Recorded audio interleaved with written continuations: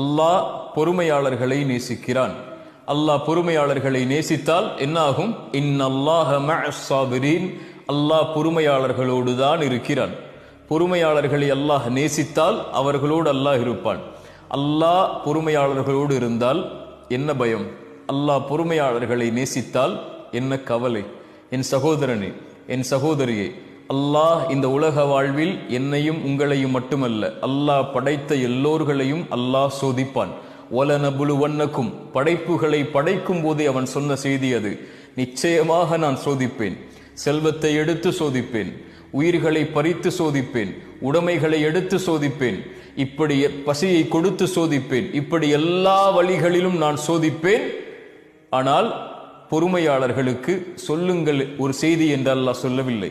ஒபஷிரிஸ் சாபிரீன், பொறுமையாளர்களுக்கு நல்ல செய்தியை, நற்செய்தியை நபியை சொல்லிவிடுங்கள்.